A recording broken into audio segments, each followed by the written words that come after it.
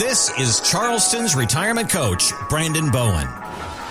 We're being joined for this next half hour of the conversation by Tripp Wiles, an estate planning attorney with offices right here in Mount Pleasant, the same neighborhood where Bowen Wealth offices are located. And actually, being neighbors is how you guys know each other, right?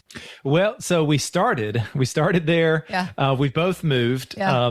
He's way out in the country now. He needs to be able to walk around in his boxers, I guess. I don't know, but he needs to breathe fresh air. Yeah. I like to be where I can just touch my neighbors, and borrow some eggs right out my window. So yeah, but yeah, we've known each other for like 16 years ago, I think. And when I was starting off here in Charleston, and he's I think been in business 3 years longer than I have. Okay.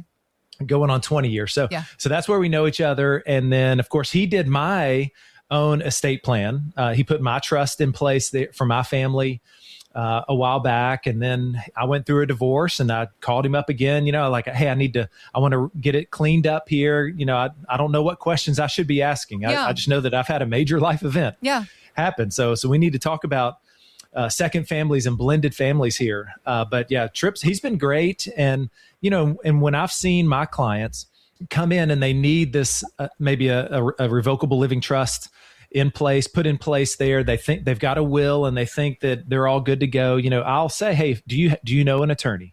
And they're like, if they do, I'll say, call them up. If you don't, hey, here's a few, but I've used Tripp Wiles. He's here in Mount Pleasant. And those clients have come back and just been so thankful and appreciative for Tripp and his team and how they took care of them. They understand why they needed to do what they needed to do. They felt like they had, someone holding their hand through that. And that's what people need to hear is we provide a team, right? You've got to have a team in place. Yeah. Financial advisor. Yeah. A CPA, tax attorney, a lawyer, an attorney to do your, trust, right? So all these people looking out for your benefit. And especially, the bigger your estate, the more money you have, the more potential losses or potential mistakes that could happen. Mm-hmm. And so, I'm really glad to have Tripp on the show today. Tripp, let me ask you, I'm going to throw you a curveball. Let me ask you, why estate planning for you? What made you want to go into this? Because there's so many different kinds of law a lawyer can pursue. What made you to choose this area of specialty? Yeah, when I went to law school, I worked for trial attorneys. I thought that's what I was going to do. Yeah. Thought that's what I wanted to do. It's very sexy, those trial attorneys. They get up there, they pound the fist. Yes. I like to talk, so I thought I would be good at that. But God had other plans for me. I ended up opening my own business, and I met some estate attorneys who said I should take a look at it. Yeah. And I joined something called the Wealth Council years ago, and got my training, and really it's worked out really well because I enjoy meeting with families every day. Yeah. That's what I do. Yeah. And I enjoy it. It's and forgive me if I get a little poetic here, but when we think about estate planning, when we think about a legacy plan, people might have opinions that's just for the uber wealthy, but if you boil it down, a legacy plan and estate planning, it is truly a love letter to your family. It really is your way of taking care of them, because when somebody passes, we've all had it happen in our lives, and somebody passes, all of the stress that comes along with it, if just the emotional burden of that loss, to have it also be tangled all up in the courts, who's getting what, families are fighting to avoid all of that, to know that you can create that for your kids and grandkids and the rest of your family, that I think is really the perspective that we should be taking when it comes to this conversation, don't you think? Absolutely. It's a selfless gift. It's something that provides peace to the family. You can make things go smoothly so that loved ones can focus on other things and not be caught up in infighting and those kind of power struggles. Yeah. Yeah. I was going to add that I think there's probably somebody listening who's thinking, okay, have I done everything that I should have done, for my family, let's say if you're married, for my spouse. I provided for her, or I've provided for him. I've managed the finances. I've got this retirement plan. We've got enough income coming in. We don't want for much. I mean, we're taking our grandkids on vacations every year, right? So you're probably thinking like, hey, I'm doing pretty good. Yeah. But is there anything any last little step. And I would say this is typically the step that I see that people, well-meaning couples or, grandmothers, grandfathers, that they haven't taken this last step. And that is putting that estate plan in place, right? Making sure all the beneficiaries are up to date and getting a revocable living trust in place. Take this last step, right? Come in. We can take a look at what you've done, where those needs are, and if you need it, that's great. If you're good, if you've already taken care of it, it's always great to have that second opinion, right? So take this very last step. And Brandon and Tripp, they are here to go through these things, these questions, this conversation with and for you. So as you're listening, give us a call, 843-890-2400, to put some time on the calendar to begin this conversation about figuring out what you need to do as far as your own estate and legacy plan. 843-890-2400. You can call or text that number. We're also online, obviously, bowenwealth.com, or it's 843-890-2400.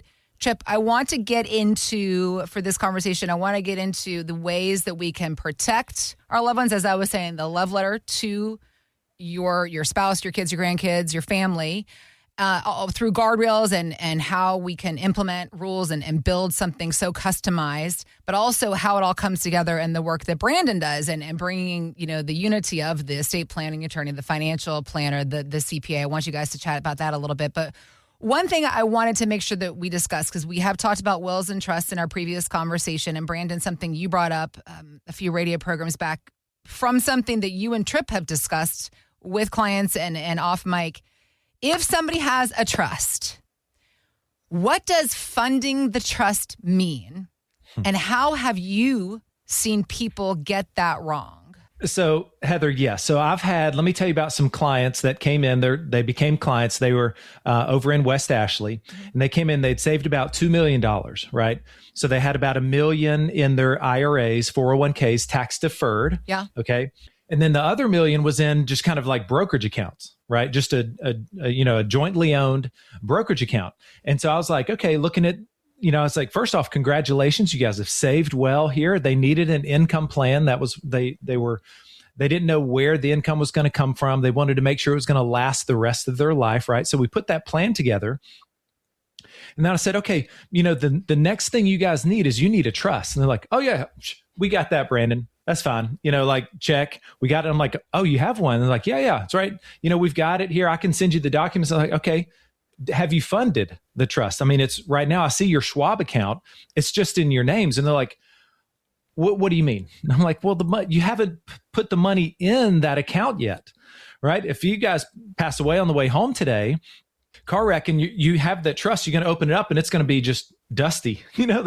There's nothing in there, right, Tripp? They didn't fund the trust. And I feel like that, maybe they went to obviously they went to an attorney. Right. I don't know if that attorney said, hey, this one's on you guys. Y'all have to go fund it. But what I love about Tripp and why I recommend people to go see him is because his firm, his, ladies there, they send me a document as the financial advisor. And it has step-by-step, okay, retitle this account, change the beneficiaries on this account, life insurance policies right here, right? So, of course, I already know all that stuff, but it is great when I get that from an attorney's office, right? Because then there's that last step that as the financial advisor, you listening, your financial advisor, this is a little bit of work. You're paying them a fee, so they should do this for you. Mm-hmm. They've got to go fund your trust. So, Tripp, share with us, maybe your side of that. Yeah. So I would say with funding, I take it back to what is the universal concern, the consistent concern I see when people come in here. And that is they want to take that nest egg, live on it, pass it to their spouse, and then smoothly pass it down to the next generation. And so my job is to say, okay, what are the threats that are going to keep that from happening? We've already talked about one, probate. I've seen it over and over. People come in. What do you mean I have to go through a year long? What do you mean I'm not going to be the executor? What do you mean the judge is in charge? And so the way to avoid that we talked about was with a trust.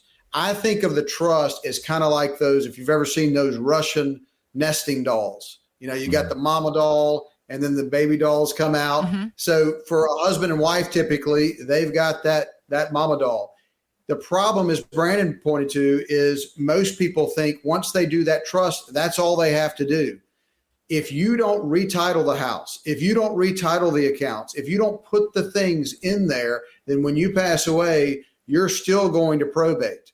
Now, there is an emergency plan there. There's something called a pour over will that will get things into the trust. But the problem with that is that means we're going to probate and we had a trust, and we don't want to do that. So I look at that as I went to airborne school when I was in the Army, and I look at that as that reserve parachute. I'm glad I had it, but I'm glad I didn't have to use it. So I don't want to use a will with a trust plan. I want everything to be in that trust. So when we do a trust, as Brandon pointed out, we're going to have letters that say, okay, here's how to change the IRA. Here's how to change your bank account. Let's do the deed for you, or get your real estate attorney to. So that way, when you pass away, you have the confidence that everything is either in that trust or payable to that trust. And that's what takes it out of the jurisdiction of the court. So a person could come and say, okay, everything's in the trust. There's no reason to go to probate court. Got it. There is obviously a lot of details that are involved, Tripp, as you were just listing out. You got to move this and have you change this and have you check this. So as you're listening, you're thinking to yourself, I have no idea if I've done these things. Right, we're here to help you figure it out. Give us a call, 843-890-2400. Let's set some time on the calendar to begin the conversation about how you create your own estate and legacy plan for your goals, for your family, building out the trust as it is needed to for you and the years ahead. 843-890-2400. You can call or text that number. You can also go to bowenwealth.com. One important area I want to ask you guys about creating these guardrails, protecting our family through this legacy planning process is how we can do that. How do we add these layers of protection when we think about maybe we don't want our kids or our grandkids to suddenly inherit everything? There are ways that we can structure that legacy that we leave, the inheritance that we leave, and rules that can be applied. Are there not, Tripp? Absolutely. So in addition to that threat of the court being in charge, there's also the threat of people that you don't want to get the assets, getting the assets. Which is a very important distinction to make. A revocable living trust does not provide any protection to the people that made it. So the husband and wife that make that trust, that's the big misconception I see, that they, I'll get sued, I'll be protected. No, you would have to do some other types of planning, which we do, to add on to that trust. But to your point, for children, this is the most overlooked area of estate planning, in my opinion, and it's one we major on. Okay, yes. Let's talk about that then. I review plans from all over the country every week because, as y'all know, we live in an area where people want to move to. Mm-hmm. And so one thing that is consistent is people leave wealth to their children outright, meaning it is going to get into their name at some point. It may be immediately at death if they're an adult, or it may be at 30, 40, and 50. And the problem with that is, even if the child is mature, what happens is there are creditors, there's divorcing spouses, there's taxes that you could have avoided and you didn't. So I'll give you a quick example. I had an elderly lady come see me years ago. She said, my husband's power of attorney has been turned down. It's 2 years old. Can you help him? I said, sure. I go to see the man. Unfortunately, he did not know who he was. And so the power of attorney didn't work. We were not able to do one for him. And so she had to deal with probate. She had to deal with probate when he died. So then she came to me and said, I want to do one of these trusts you've been talking about, because I don't want my kids to have to go through this probate. Yeah. So we did a trust for her. And in that trust, she had 2 adult children in their 60s. And she wanted them to be protected from divorce, from creditors, and from additional taxation. So we set these trusts up to be set up when she passed away, and put them in charge because they were mature financially. They were actually in their 60s. Yeah. One of them had a business. They were very mature. When she passed away, they came in and said, you know what? We don't want these trusts. We just want you to write a check to us. I said, well, I can't do that because that's your mom's wishes, but she did put you in charge. So if you decide to pull the money out, that's on you. Mm-hmm. I don't recommend it because you'll lose the protection. About 2 weeks later, one of the sons called me and said, you're not going to believe this. I'm getting divorced. Wow. I said, well, your mama knew what she was doing because that money is protected from divorce. Wow. Believe it or not, the other one called about a week later and his business was getting sued. So I was able to tell him the same answer. Wow. Good news. The assets are still in trust. So that's the most overlooked area of estate planning I see. And it is one of the most impactful things you can do. The other thing is, think about it. If your children earn a lot of money in their lifetime and you leave the money outright to them, you're just stacking your money on them. And now you're creating a bigger estate, and your grandkids will likely get taxed. If you leave it separately, leave it protected, and even give the child control, they can access it, they can use it, but it's not a marital asset, it's not a creditor asset, and it grows outside of your child's estate. Okay. Again, questions as you're listening today. If you're hearing these things, if you're wondering how it applies to you, how you can better protect your family, case scenario like this one woman made choices for her kids and the benefits that it had for them. It's different for everybody. So that's why we always encourage you to call in, set a time on the calendar so we can talk to you about your case scenario. 843-890-2400 is the number to dial. 843-890-2400. Let's talk about blended families, because that is obviously a huge conversation. Is it close to half of all marriages end in divorce in the United States? Is that the number still, Tripp? Yes, I believe so. So, yes. and Brandon, you've recently you've got your own blended family circumstance now between you and your wife, and Amy. You've got 5 or 6 kids. 6 kids. So obviously, Tripp and Brandon, you guys have experience in this space, but modern family, blended families, they bring complications. So what if for somebody who's listening and has this case scenario, Tripp, what have you seen happen in this space that can go wrong, that could be avoided again? So I would say 2 things. One, there's the set of folks that don't do any planning, and then there's the set of those that do. Okay. And there can be problems with both. So let's take the people that don't do any planning. If you pass away in South Carolina and you have children and you're married and you don't have a will or a trust, the state of South Carolina has a plan for you. You're probably not going to like it. That's the bad news. And what that plan says is that your spouse gets half and the children get the other half. So, I had a client a few years ago. Her husband passed away in his 20s. She said she was not able to mourn that first year because she now owned a home in Hilton Head with an 8-month-old. And until that child was 18, she was going to have to report to the court every year how she spent the money. And then when he was 18, she was going to have to give it to him. So you definitely want some type of plan. But where that becomes a problem with blended families, I had another client where the client's wife suddenly passed away. And so he did not have children, but she did. He told me, hey, we did a will online. I said, well, can I take a look at it? He said, sure. Took a look at it. I said, well, I don't know. This is a do-it-yourselfer will. I don't know if it'll work. Well, guess what? It didn't work. It wasn't notarized properly. And so what happened was she essentially died intestate, and now he was in a position where he was going to have to buy out his stepchildren for the home that he purchased, he paid for, but because it was in his wife's name without rights of survivorship, and because the will was thrown out, he now owned that house with his stepchildren. So what happened? I mean, what could be done? In that case, so in that case, thankfully the children were agreeable, and he did end up having to give them something. Yeah. But it wasn't as bad as it could have been. And that's another thing to remember. In South Carolina law, the families can agree on the settlement, which can be a good thing, but it can also be a bad thing, because in South Carolina, if you have a will, your beneficiaries, believe it or not, can override your wishes. They just have to all agree. So that's another reason we like the trust. Now, in the case of blended families with planning, what you've got to remember is your spouse, if you have children, your new spouse is entitled to 1/3 of your estate. If that's a problem, then you need to determine that before marriage, hopefully, and you can have that spouse waive their elective share. They can say, you know what, I don't want that 1/3.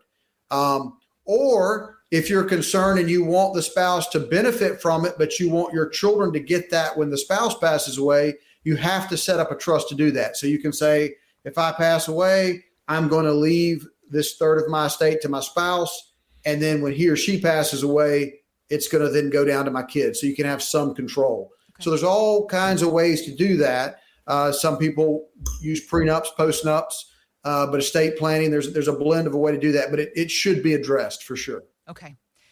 Questions about these areas, if you have them for Tripp, for Brandon, give us a call, 843-890-2400. As you're listening, if you have a blended family and you want to know that everybody's going to be taken care of the way that you want them to be taken care of, 843-890-2400. Let's start the conversation about how to figure it all out according to you, your family, and the goals that you have in the years ahead. Guys, a couple more minutes before we have to hop off the radio here. So I just wanted to ask you, how this all comes together. Because Brandon, we're here on the radio every week. You're Charleston's retirement coach. You're talking about, the Roth conversions and the income planning. And you constantly are also reiterating the importance of ensuring that it's going to work for your kids and grandkids through proper legacy planning. Somebody might be listening going, this all sounds very complicated. How do I make it simple? How do you guys do that? How do you bring it all together? Yeah. I mean, it's one of just like as Tripp was giving all those examples, I'm like, gosh, there's so many nuances and what applies to me and my family, Heather, you and your husband, to, anyone listening. And it's just like when I do a financial plan, right? When we come in, some people might be good on income because they've got a nice pension, right, and 2 great Social Securities. And, so they might be good on guaranteed lifetime income, or they might be totally exposed in the stock market. So there might be certain areas that we're going to focus in more than others. There could be people that just, the whole thing needs to be, they don't have anything in place. Right. And so we do all of that. And then when we get to what Tripp was talking about, the estate plan for those people, maybe a blended family, with assets here. And we're talking about, okay, how and when and where does this money get passed down? Well, that's where I would say, okay, I'm not an attorney, but I know some really good ones, right? And I know a great one, Tripp Wiles here, here's their information. You can reach out to them. And then you would do just like you do with me. You go in for a first appointment, right? And, and just kind of like, hey, share what's going on. What's your situation look like? What are your concerns? And you'll probably be hitting the nail on the head on some things, just like you are in my office. But then there's probably 3 or 4 additional steps that you just had no clue, like blow your mind, like, right. Oh my gosh, yes, I want to protect against that. What? You're hearing all these like horror stories, and I tell them every week here of horror stories of people. But also good stories for the people that do put the effort in and the work and then, but once you get that plan in place, right? Yeah. And the estate plan and the trust. And once you get all that, and then you can imagine, let's talk about the good stuff. Imagine sitting on your porch, glass of sweet tea or whatever your preferred beverage is, and that you can look at your spouse and you go, honey, this feels really good. How does it feel to you? We've got our income plan together, our investment plan, tax strategies, our estate plan. Oh my gosh, we've just taken care of our grandkids' college. And we know it's going to go right where we want them. Hopefully they never have a divorce, but we've planned on all these contingencies, right?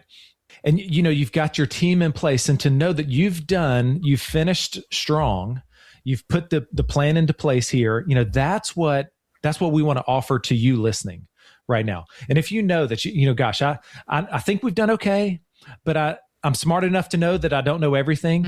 And I know there's probably some areas that I need to have a second opinion on, then that's what I want to offer to you right now. So I would encourage you to pick up your phone right now and give us a call. I would love to meet with you first, take a look at what's going on. And then as your quarterback, as your financial advisor, maybe we become clients and financial advisor, but I'll tell you, hey, go talk to Tripp, or you need to get a tax attorney, right? You've got to get some things squared away here, right? So I'm going to point you in the right direction, whether you become a client or not. Okay. But pick up your phone. My number is 843-890-2400. 843-890-2400. You can call or text the words legacy plan, and we'll know exactly what you're looking for. I've got Tanya standing by right now. She would love to have a quick conversation with you, or text back and forth. We'll get you on the calendar, and we'll start looking at, what is that next step for you? What is the pain point? What's keeping you up at night? Right. I mean, I always say I want you to be able to sleep 8 hours a night, every night. You're not stressed over war going on, or the stock market crashing, or right? Because you've got some things taken care of. Your income squared away. You've reduced risk in the market, right? So whatever that concern that you have, myself, Tripp, we've got the solutions for you, right? And we just want to see how we can help you. So 843-890-2400. Thanks for listening to Charleston's Retirement Coach Podcast with Brandon Bowen. To learn more, visit bowenwealth.com and join Brandon for his radio show, Charleston's Retirement Coach, Saturdays at 11 a.m. on 94.3 WSC.